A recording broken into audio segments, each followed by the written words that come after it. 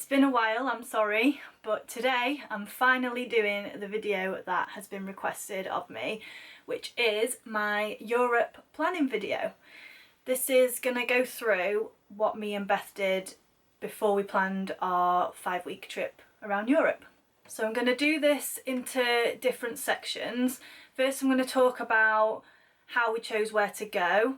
Then I'm going to talk about our travel plans, how we planned everything, what transport we used and stuff like that. I'm also going to talk about the accommodation that we used and what I think would be good for you to maybe use. And also then I'm going to talk about the costs, which is the only thing you really care about, but you'll have to wait till the end to find out about that. Okay, let's crack on because I don't want this video to be really long. How did we choose where we wanted to go and how long we wanted to go for?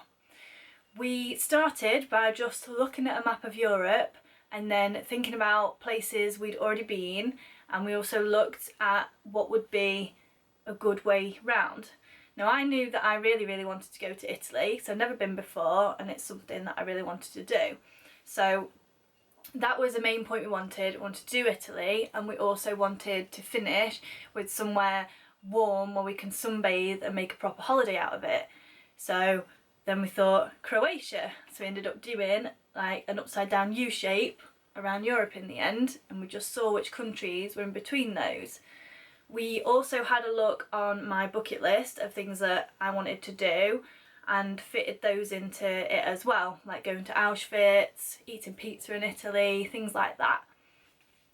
I would recommend, if you're wanting to do the same thing, that you think of countries that you do really want to go to or haven't been to before, and then have a look logistically about how you're going to travel to them, because we also thought of a few other places that we wanted to go. We thought we might go to France because I wanted to go to Disney, but France is like here and everything else is down here, so logistically it wasn't really possible. Same with like Belgium and the places that are a bit further north.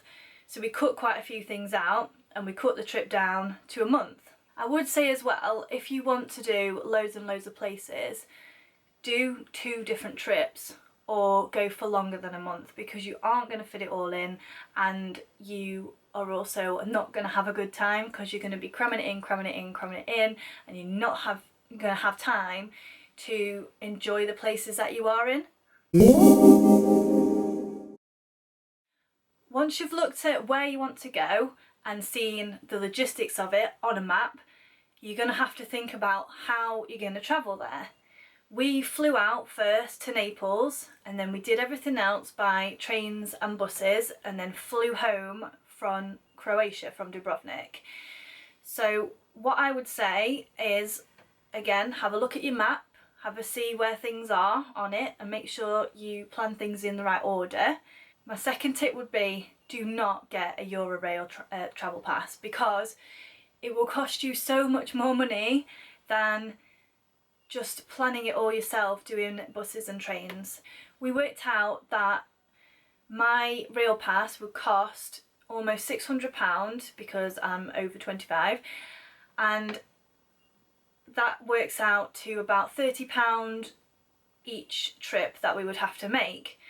We managed to then find trains and coaches for about £10 or less a trip, so I would have spent so much more money. I'll talk about this a bit more in the cost section, but don't get a rail pass, just don't do it. To book our flights we used Skyscanner, which is really good because it compares all the different companies and it shows you the different times and things like that. So Skyscanner definitely for your flights. Those are going to be your biggest costs flying out there. And then we also used Rome to Rio, that's two. I'll link all these in the description.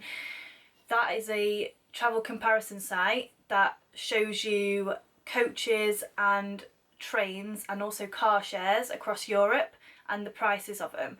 And we found that so helpful when planning everything, especially when it came to finding buses, because we didn't really know how to do that. As well, with coaches, don't be afraid to book a bus journey The buses in Europe, the coaches, are so nice. They have Wi-Fi, they come around with drinks, they've got loads of leg room.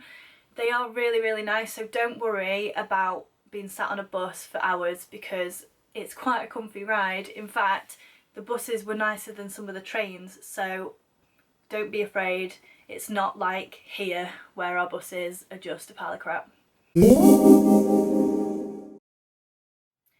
After you've planned how you're going to get everywhere, you need to make sure you've got places to stay.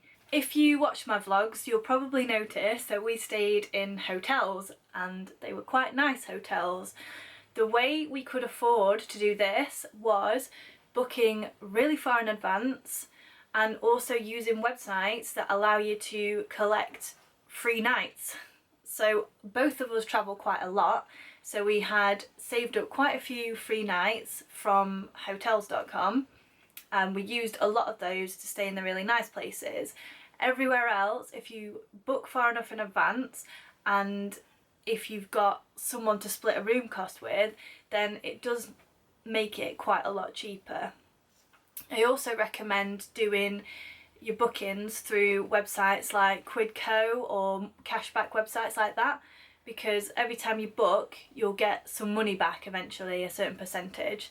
I think hotels.com is 10% back on Quidco, which is what we did. So I ended up cashing in quite a bit of money by the time I got home. If you can't afford to do that, and also if you're travelling on your own, I really recommend staying in hostels because it's so cheap. You can find nice ones for cheap, you just have to do your research on TripAdvisor. And it's the same if you book through hotels.com, you can rack up your free night every 10 nights that you're doing and book another one on the free night. But with hostels, you can make your own food there usually. It's a lot cheaper and you get to meet people and go out with people, and I think that's one of the really cool things about travelling. When I went to America by myself when I was 18, I went for 2 months and I only stayed in hostels, and I met loads of people out there and it was a lot of fun. So I do recommend looking at hostels because some of them you can get them for like £15 a night or less, so it is really worth doing that.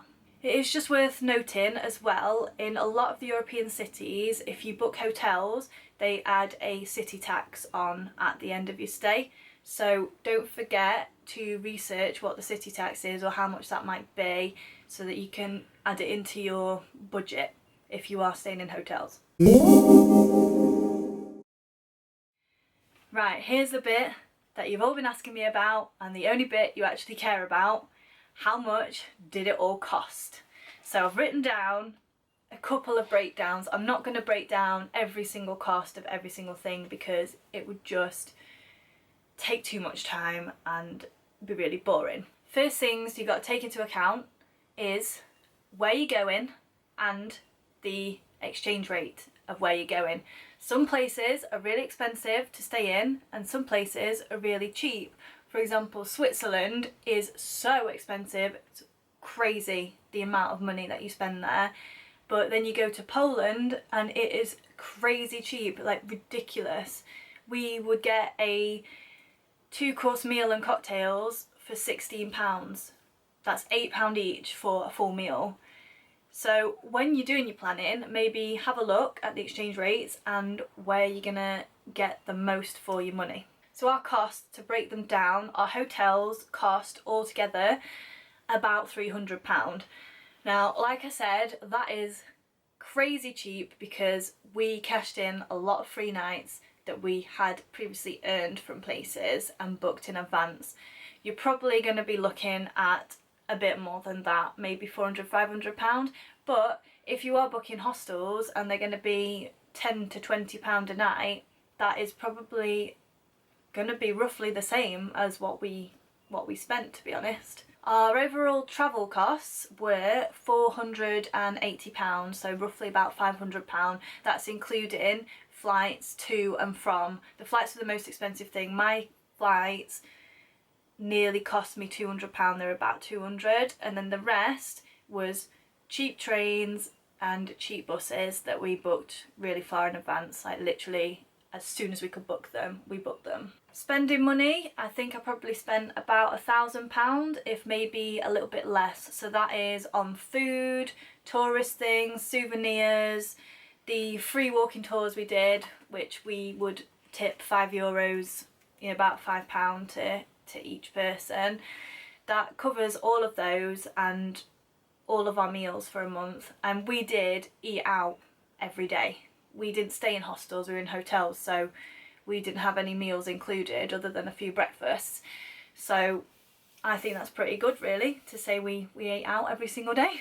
So that's it. My overall cost was about £2,000. So I would tell you to budget at least £2,000 for 5 weeks out in Europe. Again, it depends where you're going, what you're going to spend your money on, things like that, but that is how much we spent on ours. A few ways you can save your money is by doing free walking tours. If you're staying in hostels, make your own food, don't go out all the time. But I don't really like this idea, because I think if you're in a country, you should try that country's food, because I love food and that is what we did. We didn't want to cook our own food. As well, don't buy loads of souvenirs and do free activities. A quick Google search will tell you what you can get, what you can do for free, like the walking tours, like I mentioned, different things. You can go to some churches are free, things like that. Do all the free stuff and you'll still enjoy the city. You don't have to pay massive tourist prices to do things. And as for souvenirs, magnets. We just got one magnet in every city and that was it. The big one as well is to shop around. Like I said, I would have just bought a Euro pass, a Euro Interrail pass, and been done with it. But then I thought, well, hang on a minute, can I get it cheaper? And if I hadn't done that, I would have spent double the amount than what we actually did. So shop around for your hotels, use different websites to see the different prices, compare the prices, and same with places you're going out to eat, places where your trains and your buses, things like that. Shop around, find the cheapest thing you can. It's not the quickest thing to do, but in the end, you'll save money. To summarise, don't get overexcited and want to go everywhere in one go. Don't get an Interrail pass because it will probably cost you more money than booking everything separately. Shop around to get the best deals on everything and book things way in advance. We started planning before Christmas and we went then at the end of May we went. So December to May we were planning, we were booking things, everything like that. So do it well in advance. I hope this has been useful to you. I truly believe that if you really want to do something, you can do it.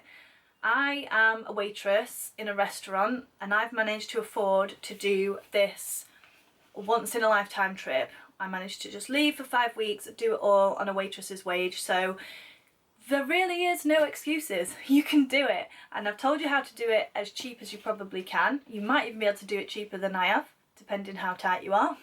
I like to eat out and I like to eat well, so if you want to cut back on those things, you can. If you did find this useful, please write a comment, like, subscribe. I welcome all questions, so if you want to ask me any questions about anything else that I've not covered, then please do so. I'll also link below all the things I've mentioned, the websites that I've mentioned, and I will link the playlist that has got all my Europe vlogs on it and also my pre-Europe videos where I was packing and buying things, and also it's got our top tips video on there as well. So hopefully you'll watch them and enjoy them too. Thanks for watching and I'll see you again soon.